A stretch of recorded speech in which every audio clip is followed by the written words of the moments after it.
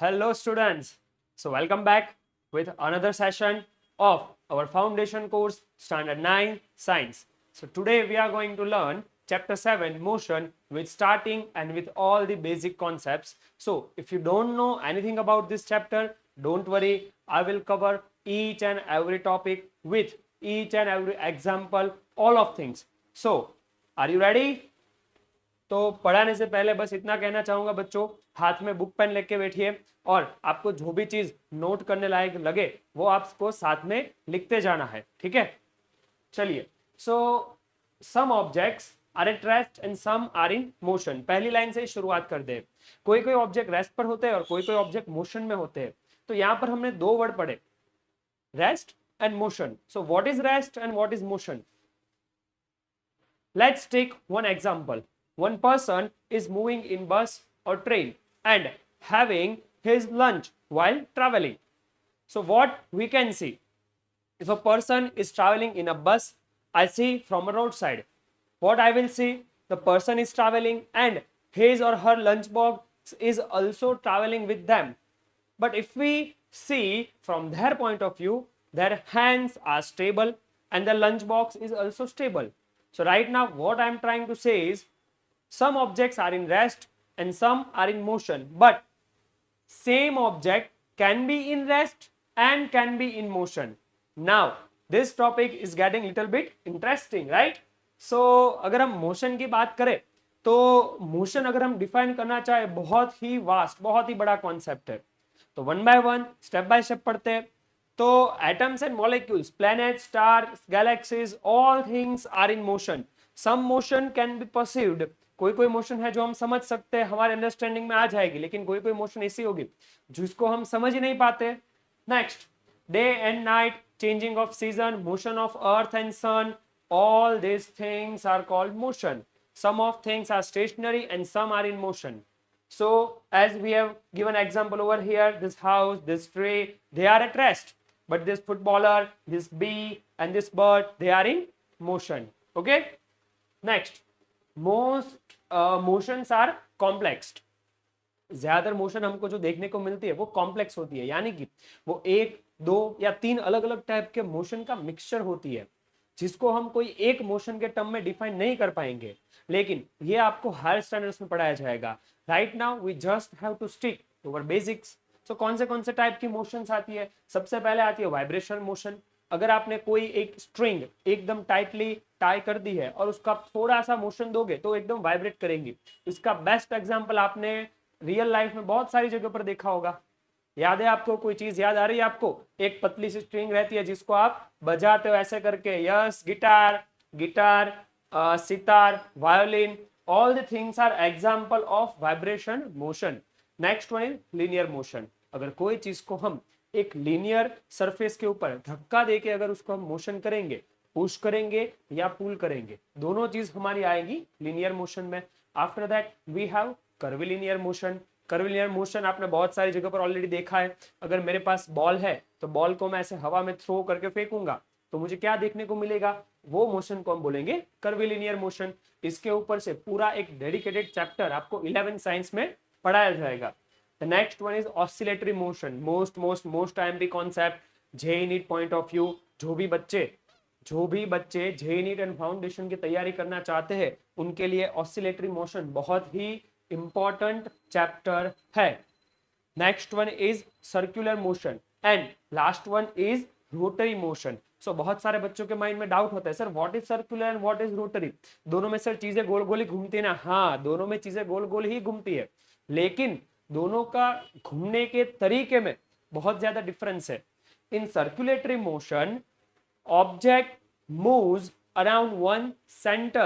Again, in circular motion one object moves around one center, like satellite circular around earth, उसको हम rotate नहीं बोलेंगे। Satellite की जो मोशन है अराउंड अर्थ उसको हम क्या बोलेंगे? Circular motion. नेक्स्ट थिंग, अगर हम गरबा करते हो ना आप सब नवरात्रि में, उसमें क्या होता है? उसमें जो होता है बेटा, बीच में हमने जो भगवान या हमारे माता जी की जो मूर्ति रखी है उसके आसपास सभी लोग गरबा घूमते हैं, तो जो गरबा घूमने वाला जो चक्कर होता है तो उसमें अगर गोल गोल घूमेंगे उसको हम बोलेंगे circular motion. And the next one is rotatory motion. तो रोटेटरी मोशन मतलब क्या होता है, लाइक स्पिनिंग ऑफ पेन, उसकी एक एक्सिस फिक्स होती है और ऑब्जेक्ट उसी एक्सिस के अराउंड गोल गोल घूमता है, this is called rotatory motion. या फिर आप सबने टॉप घुमाया होगा, या फिर बहुत सारे ऐसे खिलौने होते हैं जिसके बीच में एक एक्सिस होती है और वो खिलौना उस एक्सिस के अराउंड गोल गोल घूमता रहता है, so that is also called rotatory motion. और इन दोनों का मिक्सचर भी हमको देखने को मिलता है, जिसके ऊपर हम लोग खड़े हैं या जिसके ऊपर हम लोग जिंदा है, यानी कि हमारी मदर अर्थ। मदर अर्थ में क्या देखने को मिलता है, तो कि मदर अर्थ में हमको rotatory motion, circular motion both हमको साइमल्टेनियसली देखने को मिलता है। तो रोटेटरी मोशन, अर्थ की रोटेटरी मोशन के कारण डे एंड नाइट चेंजेस होता है, एंड अर्थ की सर्कुलर मोशन के कारण अलग अलग सीजन चेंज होते हैं, हमारा ईयर चेंज होता है। यस और no? So this circular motion and rotatory motion, they both are not same, they are different motion. Okay, so if you have any doubt regarding to this topic, you can tell me in comment section, so we can also dedicate one separate video on this topic only. Clear? So right now in this chapter we are going to focus on motion 1 and 2 only, linear motion and circular motion. Linear motion means this one, motion in straight line, and circular motion means this one. Circular motion means one object is revolving around one center, that is circular motion. So in this chapter we are not going to focus on any of this, we will just stick to these 2 points only, linear motion and circular motion. Clear? So जैसे हमने आगे देखा था, कोई motion, कोई भी object rest पर है या मोशन में, अगर वो आपको बताना है तो आप कैसे बता पाओगे, तो उसके लिए सबसे मेन पॉइंट है रेफरेंस पॉइंट। रेफरेंस पॉइंट का दूसरा नाम हम क्या बोलेंगे, ओरिजिन। क्या बोलेंगे बेटा? ओरिजिन। लिख लो फटाफट अपने नोट्स में, फटाफट बुक में लिख सकते हो आप इसको। ओरिजिन मतलब क्या होता है, ओरिजिन माने क्या? अब सबने ग्राफ बनाया होगा, ठीक है, कभी ना कभी आपकी लाइफ में आप लोगों ने मैथ्स में, साइंस में, फिजिक्स में, कोई भी सब्जेक्ट में आपने ग्राफ प्लॉट किया होगा। उस ग्राफ में जो आप एक एक्सिस, नीचे की एक्स एक्सिस, ऊपर की वाई एक्सिस आप ड्रॉ करते हो, और यहाँ पर जो सेंटर होता है उसको आप ओ यानी कि 0 मार्क करते हो, that is called your origin. तो रेफरेंस पॉइंट की जरूरत क्या है? सभी बच्चों के माइंड में एक डाउट आता है कि सर रेफरेंस पॉइंट हमको दिखाना पड़ता है, लेकिन रेफरेंस पॉइंट की जरूरत क्या है? तो जैसे हमने आगे एग्जाम्पल में पढ़ा था, ये बंदा ट्रेन में आराम से मूव कर रहा है, उसके हाथ में अपना मोबाइल फोन और हाथ में कॉफी है, तो आप अपने आप के इस जगह पर रख के आप खुद का एग्जाम्पल भी ले सकते हो। अगर आप ट्रेन में या बस में ट्रैवल कर रहे हो, आपके हाथ में अपना फोन है, कॉफी है, तो क्या आपका फोन और कॉफी मोशन में है या नहीं? यस और नो? सोचो फटाफट, आपके पॉइंट ऑफ व्यू से आप देखो, क्या आपकी कॉफी आपने ऐसे ऐसे मुंह की है? नहीं किए ना। ये देखो यहाँ पर कॉफी क्या है, ऐसे एकदम स्टेबल है। आप अपने फोन में कुछ काम कर रहे हो, तो क्या आपका फोन आपने ऐसे ऐसे ऐसे घुमा के काम करोगे या अपना फोन को स्टेबल रखोगे? तो यहाँ पर हमको क्या देखने को मिलता है, from my point of view, my coffee and my phone both are at rest. मैं दोनों चीज को मोशन नहीं करा रहा हूं, दोनों चीज यहाँ पर रेस्ट पर है। लेकिन यही चीज कोई बंदा अगर out of window, if some person is standing at roadside and they are watching us, then what they will see? Side में खड़ा हुआ बंदे को क्या दिखेगा कि ट्रेन के अंदर बैठा हुआ पैसेंजर जा रहा है, उसका कॉफी का मग है वो भी जा रहा है, और उसके हाथ में जो मोबाइल फोन है वो भी मोशन में है। इट मींस अगर बाहर वाला बंदा देखेगा तो उसको क्या दिखेगा कि ये तीनों चीज, ये खुद person himself, phone and coffee cup, all of these things are moving with train, but from my point of view all these both of things are stationary. So यहाँ पर बहुत सारा कंफ्यूजन आपके माइंड में आएगा कि सर आप कहीं एक बार आपने बोला कि ये फोन रेस्ट पर है, दूसरी बार आपने बोला कि ये फोन मोशन, मतलब ये है क्या, रेस्ट पर है या मोशन में है? तो यहाँ पर जो पॉइंट हमको पढ़ना है वो है रेफरेंस पॉइंट। जिस पॉइंट के ऊपर हमको सबसे ज्यादा फोकस करना है वो है हमारा रेफरेंस पॉइंट, मतलब कि ओरिजिन। तो आप ऑब्जेक्ट की मोशन की स्टडी किस पॉइंट से करना चाहते हो, उस पॉइंट को हम बोलेंगे रेफरेंस पॉइंट या फिर ओरिजिन। तो a reference point is used to describe the location of an object. An object can be referred through many reference point. एक ही ऑब्जेक्ट के बहुत सारे रेफरेंस पॉइंट हो सकते हैं, that's normal. And origin, reference point that is used to describe the absolute position of an object is called origin.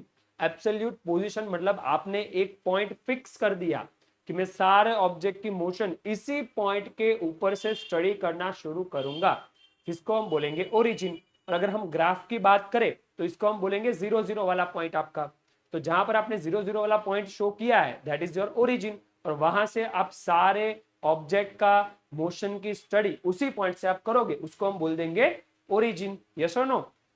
तो origin बहुत अलग अलग हो सकते हैं, रेफरेंस पॉइंट भी अलग अलग हो सकते हैं। आपको याद सिर्फ एक ही चीज रखना है, ओरिजिन मतलब 0 0, ओरिजिन मतलब 0 0, बस उसी पॉइंट से वहां पर आपका ऑब्जेक्ट का डिस्प्लेसमेंट, डिस्टेंस, टाइम सभी चीज को हम 0 कंसीडर करेंगे और उसी के बाद हम पढ़ाई करना शुरू करेंगे। और ओरिजिन में आप 0 कंसीडर नहीं भी करोगे तो भी न्यूमेरिकल हो सकते हैं।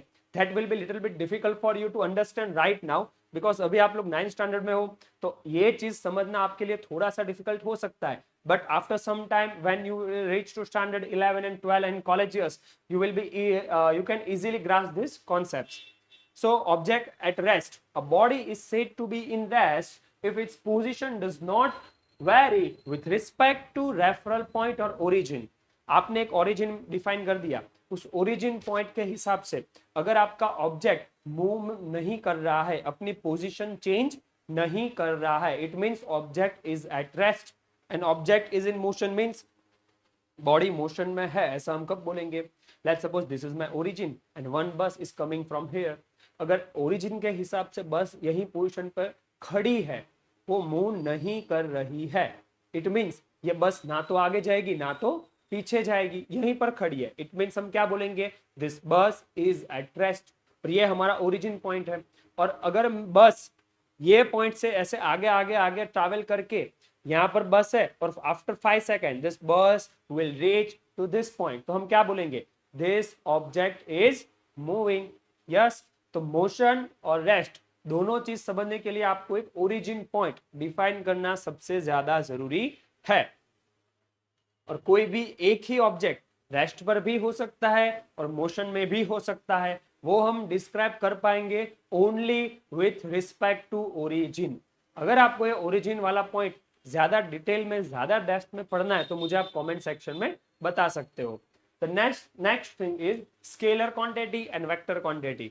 मोस्ट एम्पी पॉइंट, आपके फाउंडेशन को क्लियर करने वाला यही एक पॉइंट है जहां से आप फाउंडेशन की शुरुआत कर सकते हो। Scalar quantity and vector quantity. तो स्केलर एंड वेक्टर क्या होता है हम पहले बेसिक एग्जांपल से पढ़ेंगे। ओके, अगर हम यहाँ पर देखें कि आप किसी एक सुपर स्टोर में जाते हो, मार्केट में ग्रोसरी स्टोर में जाते हो, तो आप क्या बोलोगे? Uncle give me 5 kg of sugar. Yes और नो? आपको 5 kg ऑफ शुगर चाहिए, तो आप क्या बोलोगे? Uncle give me 5 kg of sugar from right, give me 5 kg of sugar from left, ऐसे आप बोलोगे। या आप क्या बोलोगे? Uncle give me 5 kg of sugar only. Yes और नो? मतलब वो अगर आप डिस्क्राइब करना चाहोगे तो आप क्या बोलोगे? Only 5 kg, nothing else. और उसी के साथ हम अगर दूसरा एग्जांपल पढ़े, if I have this pen, ये पेन के ऊपर मैं 5 न्यूटन का फोर्स लगा रहा हूं, तो ये पेन कहां पर जाकर रुकेगी? बताइए फटाफट। ऑप्शन में आपको देता हूं, ये पेन के ऊपर मैंने 5 न्यूटन का फोर्स लगाया, तो पेन यहां से ऐसे आगे जाएगी, यहां से इस साइड जाएगी, यहां से इस साइड जाएगी, या ऊपर जाएगी, कहां जाएगी? सोचो फटाफट। तो यहां पर क्या है, मैंने आपको सिर्फ इतना बताया कि मैं इस पेन के ऊपर 5 न्यूटन ऑफ फोर्स अप्लाई कर रहा हूं, लेकिन पेन कहां जाएगी? क्या आप वो बता पाओगे? यस और नो? बता पाओगे? यस और नो? कमेंट सेक्शन में लिखो फटाफट। मतलब आप इसका आंसर नहीं बता पाओगे। Depends on this only one thing. अगर मैं आपको सिर्फ इतना ही बताऊंगा कि पेन के ऊपर 5 न्यूटन का फोर्स है और पेन कहाँ जाएगी, तो आप उसका आंसर मुझे नहीं दे पाओगे। आपको दूसरा क्वेश्चन मुझे पूछना पड़ेगा, क्या? कि सर आप 5 न्यूटन ऑफ फोर्स किधर लगा रहे हो? सर अगर आप 5 न्यूटन ऑफ फोर्स इस साइड से लगाओगे तो pen will move in this direction. Sir आप अगर 5 न्यूटन ऑफ फोर्स ऐसे नीचे से लगाओगे तो पेन ऐसे ऊपर उछलेगी। यस और नो? इट मीन्स अगर मुझे फोर्स डिस्क्राइब करना है तो मैं ओनली फोर्स का वैल्यू बताऊंगा, that will not be sufficient. उसके साथ मुझे फोर्स की डायरेक्शन भी बतानी पड़ेगी। तो हमने दो अलग अलग चीजें पढ़ी। If you are going to purchase sugar, अगर आप शुगर परचेस करने जा रहे हो तो आप क्या बोलोगे कि आपको 5 kg ऑफ शुगर चाहिए, तो 5 kg ऑफ शुगर में आप क्या बोलोगे, कोई डायरेक्शन बताओगे कि ओनली 5 kg ऑफ शुगर बोल दोगे? तो यहाँ पर क्या होता है कि अगर आपको 5 kg ऑफ शुगर चाहिए तो आपको कोई भी डायरेक्शन बताने की जरूरत नहीं है। लेकिन अगर आपको फोर्स बताने की जरूरत, अगर आपको फोर्स को डिस्क्राइब करना है तो फिर आप क्या करना पड़ेगा, आपको फोर्स की वैल्यू के साथ उसकी डायरेक्शन भी शो करनी पड़ेगी।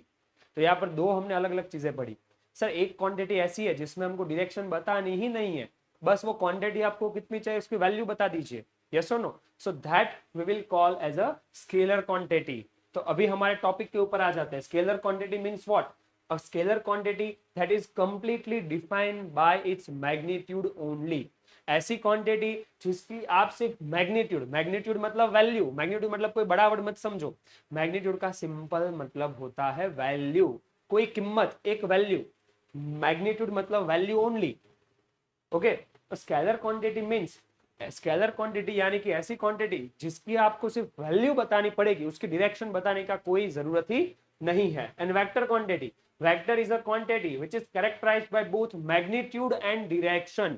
तो अगर आप जो भी क्वांटिटी आपको डिस्क्राइब करने के लिए या दूसरों को समझाने के लिए उसका वैल्यू प्लस डायरेक्शन अगर आपको दोनों चीज बतानी पड़े, इट मीन्स आप वेक्टर क्वांटिटी की बात कर रहे हो। और मोस्ट टाइम क्वेश्चन जो बहुत सारे बच्चों को ऐसे वन के एग्जाम में भी पूछा गया होगा, blank weight is blank quantity, तो यहां पर हम क्या लिखेंगे, वेट कैसी क्वांटिटी है, स्केलर या वेक्टर? तो आंसर आएगा vector quantity, weight is vector quantity. Compulsory याद रख लीजिए, वेट की डायरेक्शन होती है।